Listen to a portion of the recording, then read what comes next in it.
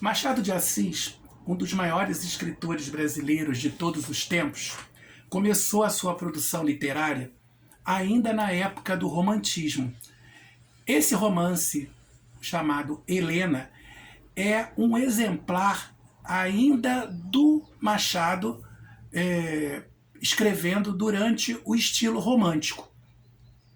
O próprio Machado, ele não gostava muito dessas definições, desses rótulos, isso aqui é romântico, isso aqui é realista, isso aqui é naturalista, ele não gostava disso não. Ele nunca, na verdade, se entendeu, por exemplo, como um escritor realista, embora a parte mais importante da sua obra seja reconhecida por alguns críticos, por alguns historiadores e estudiosos da literatura brasileira, como obras típicas do realismo na literatura brasileira. Helena está mais para o romantismo. A história se passa aí por volta do ano de 1850, mas o Machado aproveita essa obra.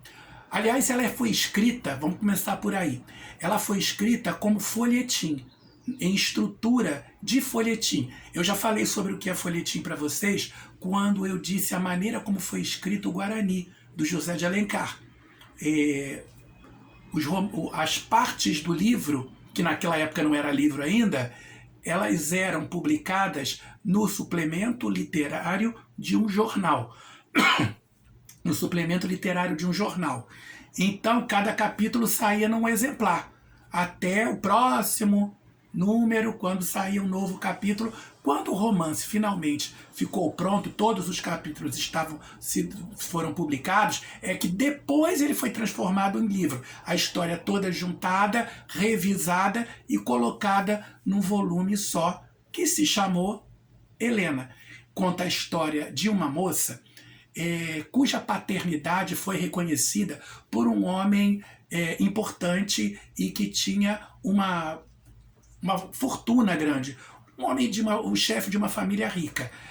Ele reconhece essa filha num testamento.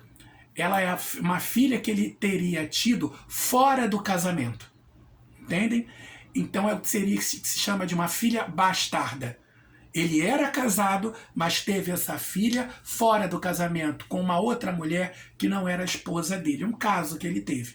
E ele só vem a reconhecer essa filha publicamente e legalmente no testamento. E é só aí que a família dele, que a essa altura, como ele já era viúvo, é composta pelo filho e pela tia desse filho. O filho era o Estácio. Tá? E a tia desse filho é que compunham a família, o núcleo familiar, só aí é que ficam sabendo. Uma das cláusulas colocadas no testamento, uma é que ele deixava uma parte da fortuna para Helena. A outra é que ele queria que a família aceitasse Helena no convívio familiar. Sabe? Ela tinha que morar com a família devia tentar isso. E o Estácio consente. A tia dele não gosta nada da ideia, afinal de contas é uma moça que nasceu fora do casamento, é uma bastarda, só que aí a filha adoece. A tia adoece. E a Helena é que passa a cuidar da tia. E nesse caso, com os cuidados, os carinhos e tal, a tia acaba se enternecendo e se tomando de amores pela garota e tendo realmente um sentimento por ela, como se Helena fosse sua sobrinha e ela a tia de Helena. Aos poucos as coisas vão se integrando. Estácio, que inclusive tinha uma namorada melhor, uma noiva, passa a perceber que a noiva que ele tinha não era tão interessante quanto Helena.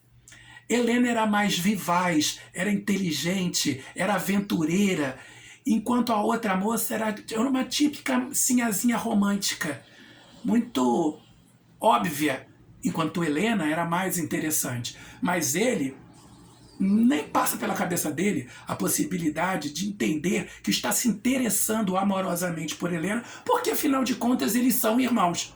Só por parte de pai? Sim, mas são irmãos. E ter um relacionamento com aquela moça seria o que se pode chamar de incesto, né? Então, impossível. Incesto é a relação amorosa muito próxima e até sexual entre pessoas que têm um parentesco muito próximo. Por exemplo, mãe com filho, pai com a filha, irmão com irmã, né? Uma coisa que não é possível, que a nossa moral e até a religião impede. Então, ele nem se deixa perceber direito que tipo de amor ele sente por ela. Mas a coisa fica mais óbvia quando um amigo do Estácio, que se apaixona por Helena logo à primeira vista, quer se casar com ela. E propõe casamento e vai pedir a mão da Helena ao irmão. E o Estácio nega. Um dos motivos que ele alega é que Helena, herdeira de uma fortuna, é uma moça rica. E a situação financeira do tal rapaz não tá lá essas coisas. Depois de muito insistirem, a família toda, não, que isso, ele é um bom rapaz e tal, resolvem que ele resolve conceder a mão de Helena em casamento. E faz isso, mas aí o rapaz se nega. Não, você tem toda a razão, eu não estou à altura dela.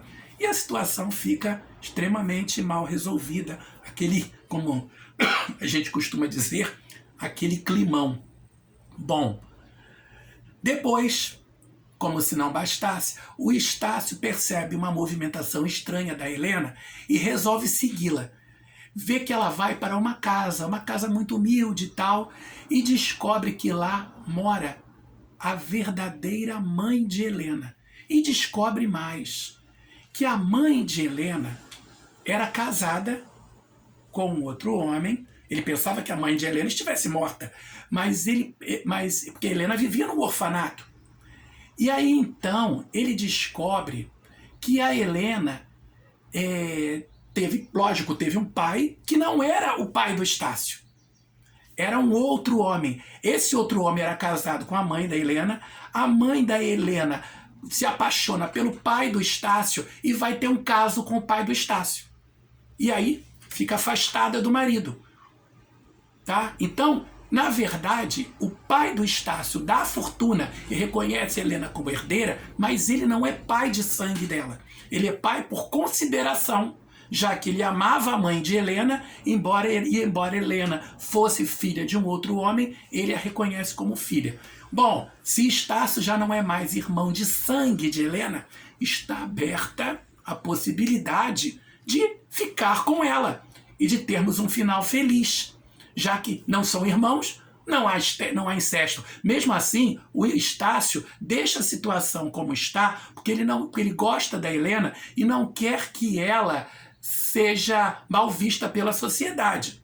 Que ela seja vista de novo como uma filha que nem bastarda é. A filha de outro que foi reconhecida, quase como uma adotada.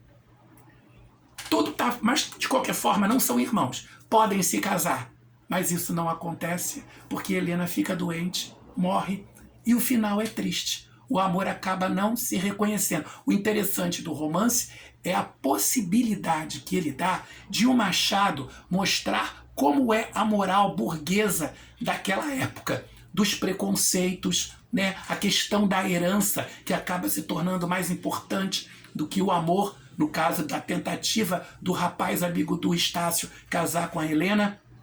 Ele não é digno dela porque não tem o dinheiro dela, né? E toda uma série de costumes da época que vão aparecendo nessa narrativa, e o Machado de Assis era extremamente bom em mostrar como poderia ser hipócrita a vida burguesa na corte brasileira, um romance urbano, né? A capital do império, e como essa corte era cercada, como eu disse, de hipocrisias e de preconceitos.